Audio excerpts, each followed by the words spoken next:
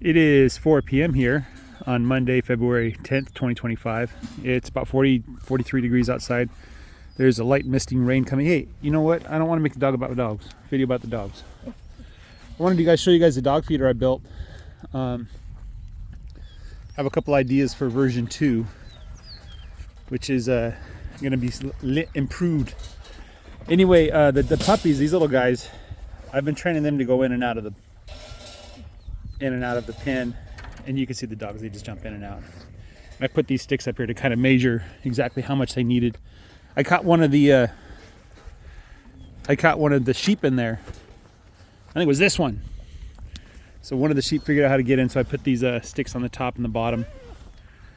Kind of limit the size, make it less appetizing for the sheep to get in there.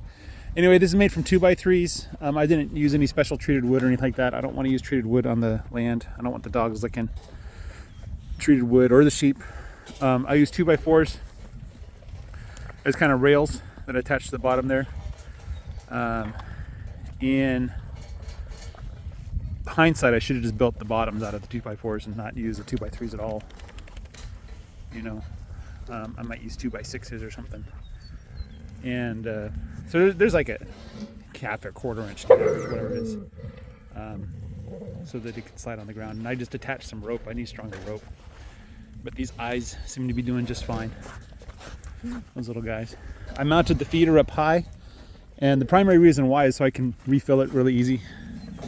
You know, I just reach in there and fill it. I was thinking I could also lower it down and just kind of cut a gap and then come in from the side and reload it. Especially if I put a kind of roof on there or something. Maybe in the future I'll lower it down for the next version. It's a little bit too high. You guys get all arguing with each other. There's too many dogs here. So, oh, hold on. I wanted to catch a sheep getting in there. Let me back off and get distracted so the sheep think they have a chance to get in there. There's hay here. There's plenty of hay. I'm going to move them on Wednesday. So in 2 days. So they have plenty of food. You can see their triangles are filled in. And this ram, by the way, he has that big lump on his butt. It's not getting smaller. So every once in a while I think, you know what, I'm going to come in here and just slice it open. Just see what comes out. Let me see if I can get a better picture of the giant zit he's got there. It's just getting bigger. I thought it would disappear naturally, but it's not. You guys, you keep smelling me. You come up to me, you smell my pants, and it's so annoying. Okay? No, you don't you dare jump on me. That's not allowed. You know that. Okay. So, construction-wise, there's just 2 crossbars that I used for the longer distances, and I just screwed them on. I didn't really think too hard about it. This one I kind of sliced. But, I mean, yeah, they're just crossbar supports just so that it doesn't, the shear force doesn't get to it. Hindsight, what would I do? I would not use the woven wire. I would use hardware cloth, especially for the bottom part. And the reason why is the doggies, they stick their heads in there. To me, that's not a good thing. She can pull the head out. They like to stick their head in there, and they think they're making progress. They're not, though. I'm worried they might get stuck one day. But it should be okay, because, like, even though it's really tough to move, it does move a little bit. But I would just rather not have animals sticking their heads in there. So I'd use hardware cloth or chicken wire or something like that.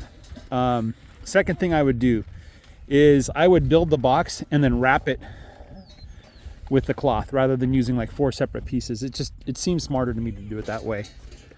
Next thing I do is, it probably doesn't need to be so tall. I was limited by the 4-foot height of the woven wire, but probably 3.5 feet will work just fine. This is maybe a little bit too tall. Next thing is I'd probably put just a piece of roofing material. You know, that metal roof stuff. It just doesn't have to be sloped. Just put it on flat. I don't think it's going to make a difference if it's sloped or flat. Either way would work, but flat's probably just as good as sloped. Build the bottoms instead of out of 2x3s. Just use 2x4s or 2x6s as sleds on the horizontal parts. Next thing I would probably do is I'm thinking of lowering it down a couple inches and making the hole smaller so that the sheep are less likely to jump in. I don't know how to deter the sheep properly. I don't know that this is even working for the sheep. But then again, I've basically trained my sheep how to get to the dog food, you know, because I've set up obstacles and they've learned how to get past each of the obstacles. And I've already talked about thicker rope. That's about all the changes I'd make. You know, I think it's a little bit too big. It doesn't need to be so wide, right? Probably it could be a foot. I think it's like, oh gosh, I'm not gonna be able to guess. It's about 2 cubits wide. You know? What is that, like 4 feet? I can measure with my foot and get a pretty accurate estimate. Yeah, about 4 feet wide. It only needs to be 3 feet wide. Maybe even 2 feet wide might be a little bit too narrow, but 3 feet should be plenty. For those of you in metric land, that's about 1 meter. And then the length is a little bit too long.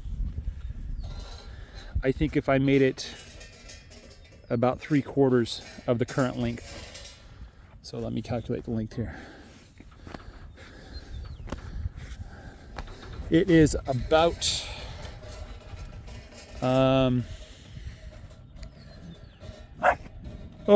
6 feet, 7 feet long. So it probably only needs to be like 4 feet long. So it doesn't have to be so big, right? And maybe one more thing that I might do is have like a double entry where like the first thing they have to go through is they have to go under and then they have to jump in. And so if the lamb like figures out the going under part, they might not figure out the jumping in part, you know. So that's kind of some of the thoughts I had. Or maybe a jump in and then go under. So I'll just put like another wall here and have it so you have to go under in order to get to the rest of the food, you know. But otherwise, the puppies figured it out. They're what, 3 months old? 4 months old? So they figured out how to get in and out. They have to kind of climb. Maybe I'll build some like a ladder. So just put some pieces of wood so they can climb easier. You know, if they can just get their back legs to grab on something, to be easy for them to get in and out, you know. But yeah, it seems to be working okay. I'm not, like the dog food isn't disappearing the way it does when the sheep get to it when I'm not looking. So don't have too many complaints there. Training the sheep and the doggies. So I'm thinking of taking that dog feeder and going down to the sheep and bringing the older dogs and leaving all the puppies behind with the rams, and have the rams train the puppies. The rams will teach the puppies to leave them alone, right? If they do something the rams don't like, they'll get a big, nice headbutt, you know? And so leave the puppies with the rams here.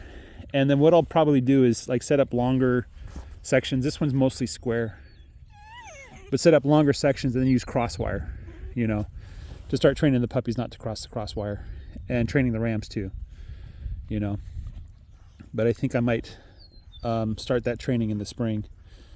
You know, right now it's just getting food to the rams. I have a hay pile that spilled off of the bale unroller that I used to feed the rams, and then they're eating whatever hay the bulls don't eat. But I'm not feeding hay to the bulls right now. They don't need it.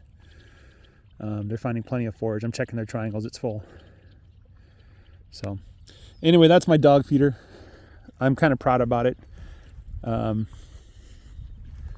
think it's, you know, 2x3s are pretty cheap. They're not that expensive.